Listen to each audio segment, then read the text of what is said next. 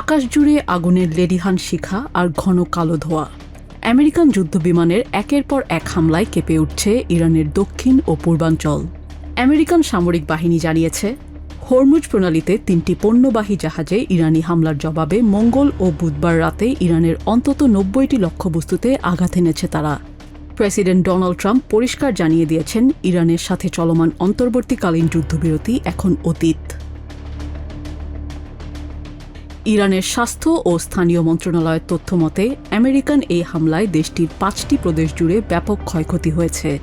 হামলায় এখন পর্যন্ত 14 জন ইরানি নাগরিক নিহত এবং অন্তত 78 জন গুরুতর আহত হয়েছেন। হামলার তীব্রতা সবচেয়ে বেশি দেখা গেছে কৌশলগতভাবে গুরুত্বপূর্ণ বন্দর নগরী চাবাহার এবং হরমুজ প্রণালীর নিকটবর্তী কুহেস্তাকে। চাবাহারের ম্যারিটাইম ট্রাফিক কন্ট্রোল টাওয়ারে আমেরিকান ক্ষেপণাস্ত্র সরাসরি আঘাত হানার পর পুরো শহরের বিদ্যুৎ সংযোগ বিচ্ছিন্ন হয়ে পড়ে।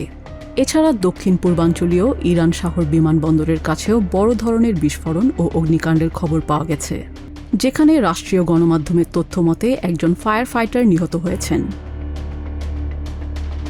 তবে সবচেয়ে উদ্বেগজনক খবরটি এসেছে বুশেহর প্রদেশ থেকে। স্থানীয় প্রশাসনের দাবি, বুশেহর পারমাণবিক বিদ্যুৎ কেন্দ্রের সীমানা প্রাচীরের কাছাকাছি এলাকায় একটি আমেরিকান প্রজেক্টাইল আঘাত এনেছে। যদিও ওয়াশিংটন এ বিষয়ে এখনও কোনো মন্তব্য করেনি, তবে পারমাণবিক স্থাপনার এত কাছে হামলার ঘটনায় প্রতিবেশী দেশগুলোতেও তৈরি হয়েছে চরম আতঙ্ক। কৌশলগত অর্থনৈতিক করিডোরও বাদ যায়নি এই হামলা থেকে। উত্তর ইরানের গোলেস্তান প্রদেশের আক্কালা রেলওয়ে সেতুটি আমেরিকান হামলায় মারাত্মকভাবে ক্ষতিগ্রস্ত হয়েছে। এই রেল রুটটি মূলত চায়না ও রাশিয়ার সাথে ইরানের স্থল বাণিজ্যের প্রধান সংযোগ পথ ছিল, যা আমেরিকান বন্দর অবরোধের পর তেহরানের জন্য লাইফলাইন হিসেবে কাজ করছিল।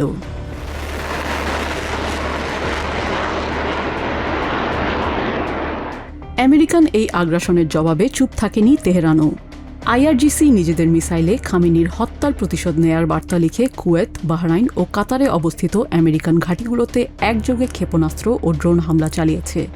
কুয়েতের ক্যাম্প আরিফজান ও আলী আল সালেম বিমান ঘাঁটিতে আঘাত হানার দাবি করেছে ইরান। কুয়েত প্রশাসন জানিয়েছে, তারা অন্তত 3টি ব্যালিস্টিক মিসাইল, একটি ক্রুজ মিসাইল এবং 10টি ড্রোন প্রতিহত করেছে। জর্ডান সীমান্তেও 8টি ইরানি মিসাইল প্রতিহত করার কথা জানিয়েছে জর্ডান কর্তৃপক্ষ। হামলার আশঙ্কায় জর্ডান ও কাতারের নাগরিকদের মোবাইলে জরুরি সতর্কতা বার্তা পাঠানো হয়। এই সর্বাত্মক সংঘাতের জেরে আন্তর্জাতিক বাজারে অপরিশোধিত জ্বালানি তেলের দাম এক ধাক্কায় 5% পর্যন্ত বৃদ্ধি পেয়েছে।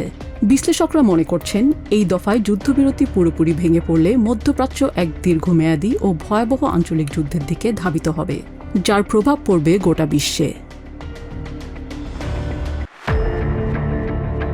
গত 17 জুনের বহুল আলোচিত ইসলামাবাদ সমঝোতা স্মারক সইয়ের মাত্র 3 সপ্তাহের মাথায় আবারও মুখোমুখি সংঘাতের দ্বারপ্রান্তে মধ্যপ্রাচ্য।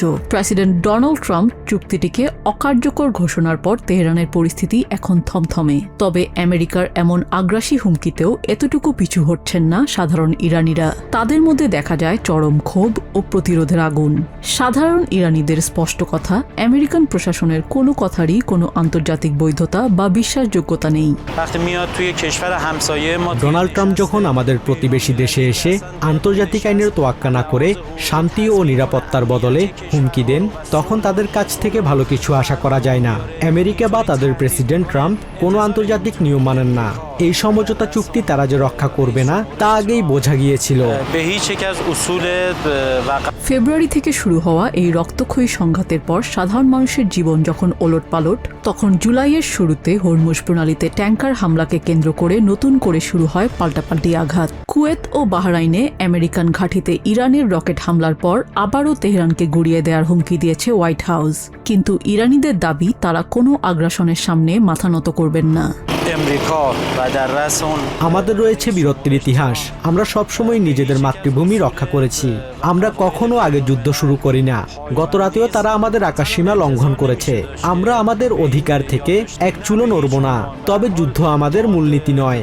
আমাদের সংবিধানে শান্তির কথাই বলা আছে, যদি না আমরা আক্রান্ত হই। আমেরিকার এমন বারবার অবস্থান পরিবর্তনকে রাজনৈতিক চাল হিসেবে দেখছেন স্থানীয় বাসিন্দারা। তারা বলছেন ওয়াশিংটনকে বিশ্বাস করাই ছিল বড় ভুল। তাদের কথা ও অবস্থান বরাবরের মতোই পরিবর্তনশীল। তারা চতুর রাজনীতিবিদ, প্রতিদিন নিজেদের বক্তব্য বদলায়। আমাদের উচিত হয়নি তাদের সাথে আলোচনা করা বা এই চুক্তিকে বিশ্বাস করা। আমরা শুধু চাই এই অনিশ্চয়তা কেটে যাক, পরিস্থিতি দ্রুত স্পষ্ট হোক, কারণ এই সবকিছুর মাঝে সাধারণ ও নিরপরাধ মানুষই সবচেয়ে বেশি ক্ষতিগ্রস্ত হয়। সমঝোতা চুক্তি ভেস্তে যাওয়ায় বিশ্ববাজারে তেলের দাম এক ধাক্কায় প্রায় 7% বেড়ে গেছে। ট্রাম্প পূর্ণমাত্রার যুদ্ধের আশঙ্কা উড়িয়ে দিলেও বুধবার রাতে American Central Command CENTCOM Hormuz প্রণালীতে ইরানের সামরিক সক্ষমতা গুঁড়িয়ে দিতে নতুন করে 80টিরও বেশি লক্ষ্যবস্তুতে হামলা চালিয়েছে। ফলে স্থায়ী শান্তির যে আশা তৈরি হয়েছিল তা পুরোপুরি এখন খাদের কিনারায়। তীব্র গরমে রীতিমতো হাঁসফাঁস করছে ইউরোপের দেশগুলোর স্থানীয় বাসিন্দা ও পর্যটকরা। ইংল্যান্ডে চলতি বছরের তৃতীয় দাবদাহে তাপমাত্রা 86 ডিগ্রি ফারেনহাইট পার করেছে। লন্ডন আন্ডারগ্রাউন্ড মেট্রো রেলে তাপমাত্রা 100 ডিগ্রি ছাড়িয়ে যাওয়ায় যাতায়াত করতে গিয়ে অসুস্থ হয়ে পড়েছেন সাধারণ মানুষ। ঘুমাতে না পেরে অনেকেই দিন কাটাচ্ছেন চরম অস্বস্তিতে। It's hard, and I think your brain works at a much slower capacity in the heat too. পরিস্থিতি আরও ভয়াবহ রূপ নিয়েছে স্পেনে। দেশটির রাজধানী মাদ্রিদ সহ বিভিন্ন অঞ্চলে তাপমাত্রা 102.2 ডিগ্রি থেকে 105.8 ডিগ্রি ফারেনহাইটে পৌঁছানোর আশঙ্কা রয়েছে বলে আবহাওয়া দপ্তর থেকে সতর্কতা জারি করা হয়েছে। তীব্র এই দাবদাহের কারণে চলতি জুলাই মাসে স্পেনে অন্তত 496 জনের মৃত্যু হয়েছে বলে জানা গেছে। গরমে টিকতে না পেরে পর্যটকরা ফোয়ারা আর ছাতার নিচে খুঁজছেন আশ্রয়। The humidity is so strong there. Here it's much more dry, so I think it's much more bearable. But here people wear like the linens and the loose clothes, which is really cool just because people bear with the heat so differently than in the United States.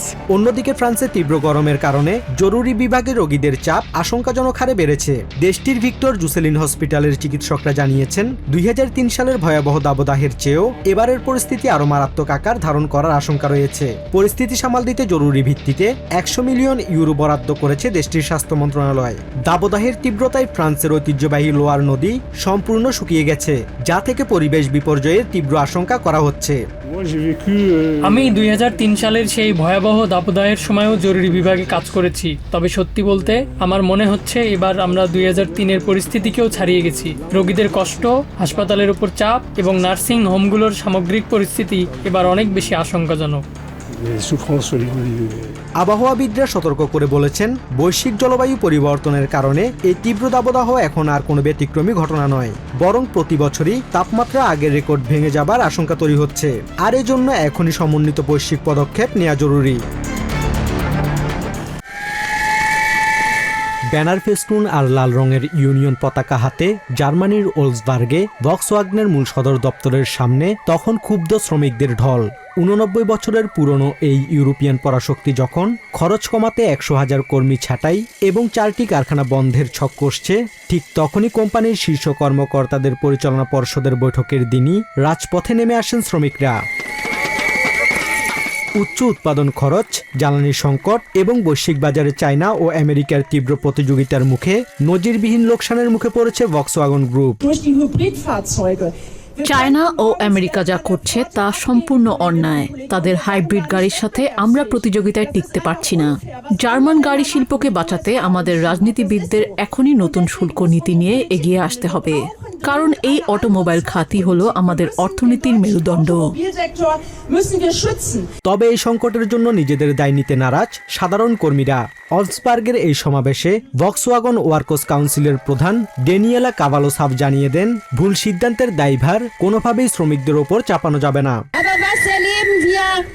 শ্রমিকদের সমর্থন আর যৌথ সিদ্ধান্ত ছাড়া ভক্সওয়াগনের কোনো উজ্জ্বল ভবিষ্যৎ সম্ভব নয়। আমি স্পষ্ট করে বলতে চাই, কেউ যদি সাধারণ শ্রমিকদের সাথে সংঘাতে জড়াতে চায়, তবে তারা পুরো জার্মানি জুড়ে এক ঐতিহাসিক মহাসংগ্রামের ঝুঁকি নেবে। আইজি মেটাল ইউনিয়নের প্রতিনিধি থরস্টেন গ্রোগার এই বিক্ষোভকে একটি বড় সতর্ক সংকেত হিসেবে উল্লেখ করেছেন। তিনি হুঁশিয়ারি দেন, কর্মী ছাঁটাইয়ের এই হঠকারী সিদ্ধান্ত বদল না করা হলে শ্রমিকরা হাত গুটিয়ে বসে থাকবে না, যা পুরো জার্মানি জুড়ে এক মহাসংগ্রামের রূপ নেবে। 2024 সালেও শ্রমিকরা অনেক ছাড় দিয়ে সমঝোতা চুক্তি করেছিল মনে করিয়ে দিয়ে এবার কোম্পানিকে সেই প্রতিশ্রুতির মর্যাদা রাখার তাগিদ দেওয়া হয়। Eine gute Zukunft geht nur গত 2.5 মাস ধরে আমাদের কর্মীদের মাঝে চরম আতঙ্ক ও অনিশ্চয়তা ছড়িয়ে পড়েছে। ওলসবার্গ সহ বিভিন্ন কারখানা বন্ধের এই সিদ্ধান্ত কোনোভাবেই মেনে নেওয়া যায় না। চমৎকার গাড়ি বাজারে এনে প্রতিযোগিতায় টিকে থাকা বোর্ডের কাজ, সাধারণ শ্রমিকদের নয়। একদিকে পোরশে ও পিএইচ মালিক পরিবারের পক্ষ থেকে শেয়ার বাজারের ধস ঠেকাতে খরচ কমানোর চাপ, অন্যদিকে শ্রমিকদের এই অনড় অবস্থান, সব মিলিয়ে ইউরোপের বৃহত্তম গাড়ি নির্মাতা প্রতিষ্ঠানের এই অভ্যন্তরীণ সংকট এখন জার্মানির পুরো অর্থনীতির জন্যই এক বড় পরীক্ষা। গাজার আকাশে যখন বোমার গর্জন আর বারুদের গন্ধ, তখন এই মানুষটি ধ্বংসস্তূপের মাঝে জায়ান্ট স্ক্রিন বসিয়েছিলেন। লক্ষ্য ছিল একটাই, বিশ্বকাপ ফুটবলের উন্মাদনায় গাজাবাসী যেন অন্তত কয়েক ঘন্টার জন্য ভুলে থাকতে পারেন যুদ্ধের ভয়াবহতা। কিন্তু সেই ফুটবলের আনন্দকেই এবার স্তব্ধ করে দিল ইসরায়েলি ড্রোন। ইজিপ্টের ত্রাণ সংস্থার কর্মকর্তা মোহাম্মদ আল ওয়াহিদির জানাজায় বৃহস্পতিবার কান্নায় ভেঙে পড়ে পুরো গাজা সিটি। আমার বাবা কোনো রাজনৈতিক বা সামরিক সংগঠনের সাথে যুক্ত ছিলেন না। তিনি সম্পূর্ণ বেসামরিক একজন মানুষ ছিলেন। ইজিপ্ট ও আর্জেন্টিনার মধ্যকার ম্যাচটি দেখার জন্য বাবা তার এক বন্ধুর বাড়ি যাচ্ছিলেন। ঠিক তখনই তিনি শহীদ হলেন। 2 বছরেরও বেশি সময় ধরে চলা এই যুদ্ধে গাজার 2 মিলিয়ন মানুষের প্রায় সবাই আজ গৃহহীন, আশ্রিত প্লাস্টিকের তাঁবুতে। সেখানে ইজিপ্ট ফুটবল দলের প্রতিটি ম্যাচ প্যালেস্টিনিয়ানদের মনে জোগাত অনুপ্রেরণা। ইজিপ্ট দল মাঠে সবসময় প্যালেস্টাইনের পতাকা প্রদর্শন করে তাদের সমর্থন দেখিয়েছে। কিন্তু মঙ্গলবার আর্জেন্টিনা ইজিপ্ট ম্যাচের ঠিক আগে সাবরা এলাকায় ওয়াহিদির ট্যাক্সি লক্ষ্য করে হামলা চালায় ইসরায়েল। এতে ওয়াহিদির সাথে প্রাণ হারায় 10 ও 8 বছর বয়সী 2 সহোদর শিশুও। স্বজনদের অভিযোগ, গাজার মানুষের মুখের শেষ হাসিটুকু কেড়ে নিতেই এই পরিকল্পিত হামলা। এই আন্তর্জাতিক যুদ্ধাপরাধের বিরুদ্ধে বিশ্বমঞ্চে ইসরায়েলের বিচার দাবি করেন তারা। এই হামলা মূলত প্যালেস্টাইনের একজন শীর্ষ মানবিক কর্মীকে টার্গেট করে করা হয়েছে। আমরা ইজিপ্টের প্রেসিডেন্ট আবদেল ফাত্তাহ আল সিসির কাছে জোরালো আহ্বান জানাচ্ছি, তিনি যেন আন্তর্জাতিক মানবাধিকার কাউন্সিল সহ সব বিশ্বমঞ্চে এই অপরাধের বিরুদ্ধে মামলা করেন এবং খুনিদের বিচারের মুখোমুখি করেন। নিজেদের অফিসিয়াল ত্রাণ সংস্থার কর্মকর্তার উপর এমন হামলায় তীব্র ক্ষোভ জানিয়েছে কায়রো। ইসরায়েলি প্রশাসনের কাছে ইতিমধ্যেই এর আনুষ্ঠানিক প্রতিবাদ জানিয়ে গুপ্ত হত্যার নীতি বন্ধের দাবি তুলেছেন ইজিপ্টের শীর্ষ কর্মকর্তারা। তথাকথিত যুদ্ধবিরতি চুক্তির আড়ালে গাজায় ইসরায়েলি হামলায় এ পর্যন্ত 1000-এরও বেশি প্যালেস্টিনিয়ান প্রাণ হারিয়েছেন। নিউ ইয়র্ক থেকে সম্প্রচারিত TVN 24 টেলিভিশন বিশ্বজুড়ে বাঙালির কণ্ঠস্বর।